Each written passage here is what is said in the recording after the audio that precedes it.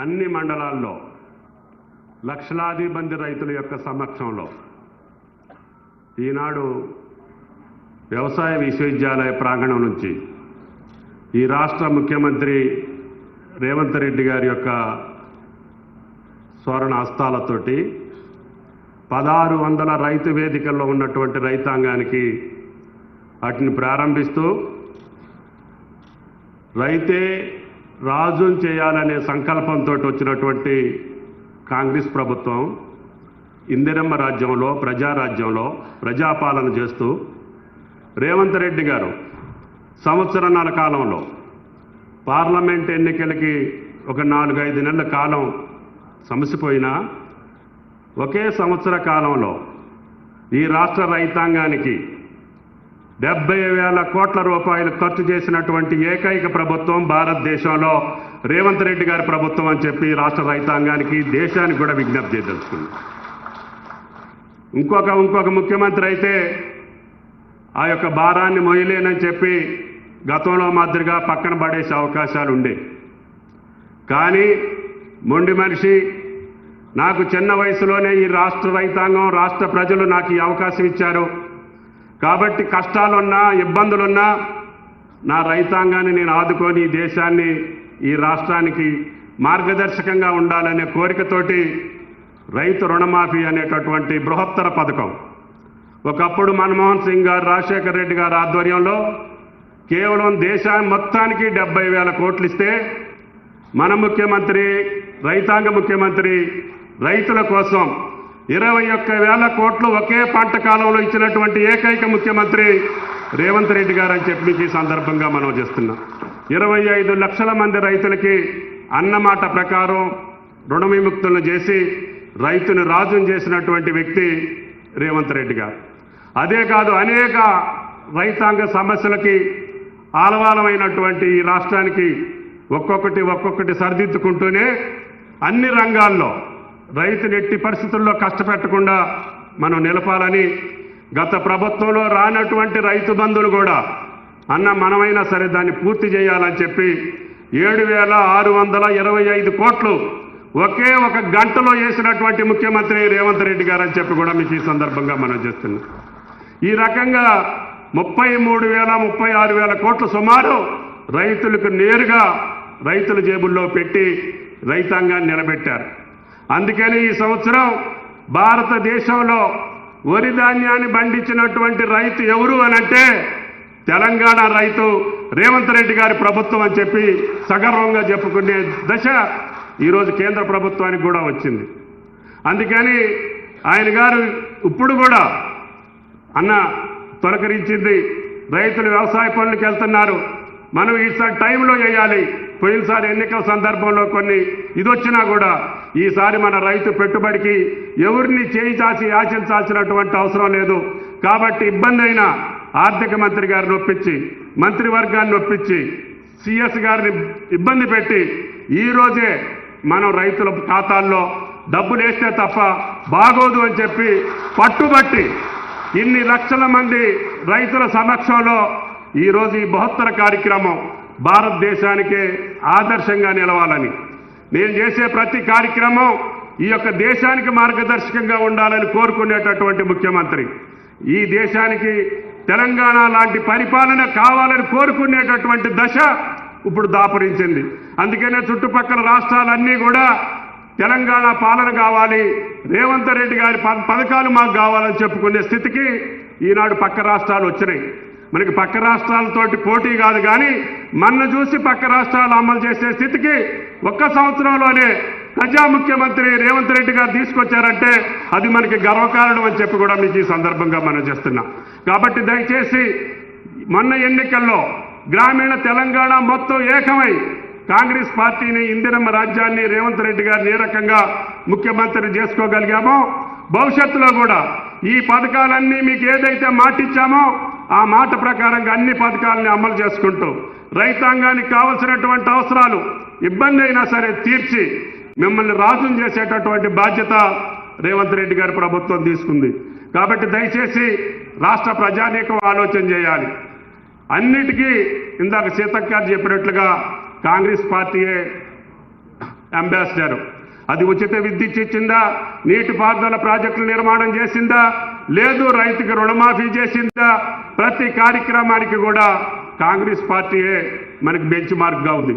కాబట్టి ఆ వారసత్వాన్ని పుడికిపుచ్చుకొని ఇంకా కొన్ని పథకాలను అమలు చేసి ఈ రాష్ట్ర రైతాంగాన్ని నిలబెట్టి భవిష్యత్తులో ఈ యొక్క వ్యవసాయంలో తెలంగాణను చూసి భారతదేశం నేర్చుకునేటట్టుగా ఏర్పాట్లు చేసేదానికి ఆయన అన్ని రకాల సహాయ సహకారాలు మా శాఖకి ఇచ్చారు అని చెప్పి కూడా మీకు ఈ సందర్భంగా మనం చేస్తున్నాం.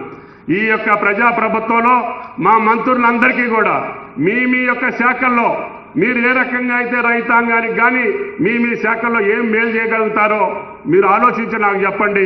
నాకున్నటువంటి వెసులుబాటు ప్రకారం నేను అన్ని శాఖలకి న్యాయం చేసే అవకాశం ఉంటుంది.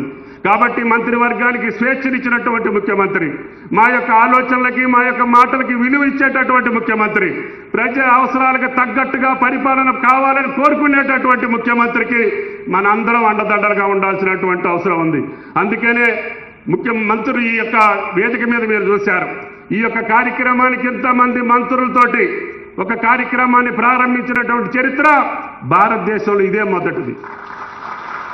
ఎందుకంటే రేవంత్ రెడ్డి గారి ప్రభుత్వం రైతుల పట్ల ఉన్నటువంటి కాంక్ష, కోరిక, పట్టుదల, వాళ్ళ మీద ఉన్నటువంటి ప్రేమ ఈ యొక్క కార్యక్రమం ద్వారా మీకు విదితం అవుతుంది.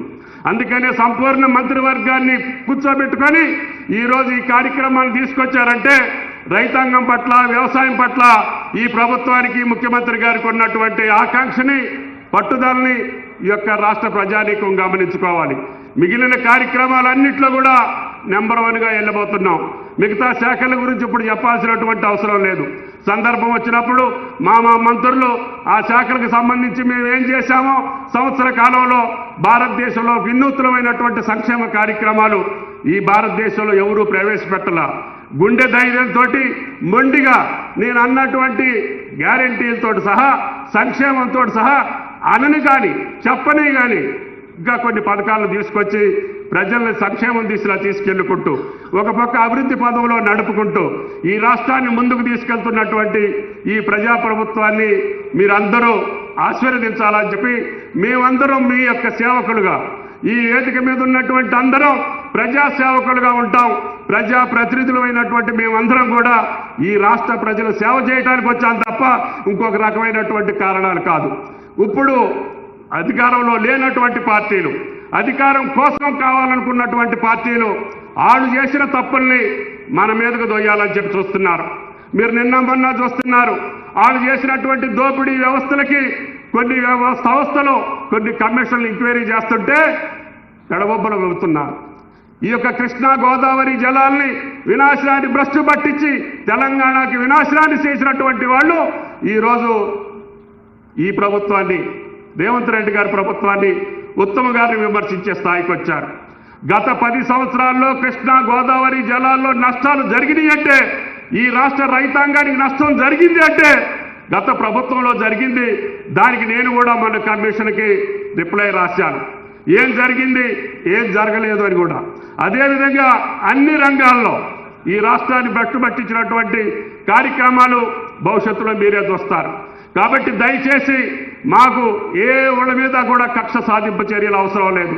మమ్మల్ని ఎన్నుకున్నటువంటి ప్రజల యొక్క సేవ చేసి ఆడతోటి శభాష్ అనిపించుకోవడం తప్ప ఈ రేవంత్ రెడ్డి గారి ప్రభుత్వానికి ఇంకొక కోరిక లేదు అని చెప్పి కూడా మీకు ఈ సందర్భంగా మనం చేస్తున్నా. కాకపోతే మీరు అనవసరంగా ప్రజలను తప్పుదోవ పట్టించాలని అన్ని విఫలమైనటువంటి పథకాలను తీసుకొచ్చి ప్రజలను మోసం చేసి, దగా చేసి ఈనాడు ఈ ప్రభుత్వం మీద మసిబాయి రాయాలంటే, లేకపోతే మచ్చలు తేవాలంటే అది మీకు సాధ్యం కాదని చెప్పదలుచుకోవాలి. ప్రతి ఒక్క కార్యకర్త, ప్రతి ఒక్క రైతు, ప్రతి ఒక్క ప్రజాప్రతినిధి ఈ ప్రభుత్వం చేసేటటువంటి మంచి కార్యక్రమాలు సమర్థిస్తూనే, గతంలో చేసినటువంటి అన్యాయాన్ని ఖండిస్తూనే చీల్చి చెండాల్సినటువంటి అవసరం ఈ రోజు తెలంగాణ రైతాంగానికి, ప్రజలకు ఉంది అని చెప్పి మీకు ఈ సందర్భంగా మనం చేస్తున్నాం. కాబట్టి దయచేసి ఇంత పట్టుదలతో చేసేటటువంటి ప్రజాప్రభుత్వాన్ని మీరు ఆశీర్వదించాలని, వేదిక మీద ఉన్నటువంటి వాళ్ళందరం కూడా శాయశక్తుల ఆ భగవంతుడు ఇచ్చినటువంటి శక్తి మేరకి మీకోసం పనిచేసి శభాష్ అనిపించుకొని రేపు రాబోయే రోజుల్లో ఇంకా 1-2 పథకాలు ఏమైనా చేయాల్సి ఉంటే గుండె ధైర్యంతో చేసేటటువంటి మంత్రివర్గం ఉంది, ప్రభుత్వం ఉంది, అధికారులు ఉన్నారు. అందరినీ సమన్వయం చేసుకొని గత జూన్ 2వ తారీఖు నుంచి ముఖ్యమంత్రి గారు ఒకటే చెప్పారు, మనం అన్నిటిని కూడా సమన్వయం చేసుకొని ఒక పద్ధతి ప్రకారంగా ప్రణాళికాబద్ధంగా తీసుకెళ్దాం, అందరూ కలిసి ఈరోజు ప్రజల యొక్క ఆకాంక్షలు చేర్చాలి అని చెప్పి మాకు హితబోధ చేశారు. ఆయన మాటే తప్పకుండా మేమందరం పాటించి ఆయన్ని మంచి ముఖ్యమంత్రిగా, ప్రజా ముఖ్యమంత్రిగా, తెలంగాణలో అభివృద్ధి చేసినటువంటి ముఖ్యమంత్రిగా, చిన్న వయసులో ఆయనకు అవకాశం వచ్చినా మేమందరం ఆయనకు సహకరించి రేపు పెద్ద ఎత్తున భారతదేశంలో ఒక మంచి ముఖ్యమంత్రి స్థానంలో రేవంత్ రెడ్డి గారిని మనం అనుకునేటట్టుగా తీర్చిదిద్దాలని చెప్పి మిమ్మల్ని అందరినీ కోరుకుంటూ ఈ అవకాశం వచ్చినటువంటి రాష్ట్ర రైతాంగానికి, మా శాఖ అధికారులకి, అదేవిధంగా ఉప ముఖ్యమంత్రి గారికి, ఆర్థిక మంత్రి గారికి, సహచర మంత్రివర్గ సభ్యులకి, సిఎస్ గారికి అందరికీ పేరు పేరున ధన్యవాదాలు తెలియజేస్తా. సెలవు. Thank you. ధన్యవాదాలు సార్. యావత్ రాష్ట్ర ప్రభుత్వం కొలువుదీరిన ఈ పచ్చని పండుగ వేదిక పైన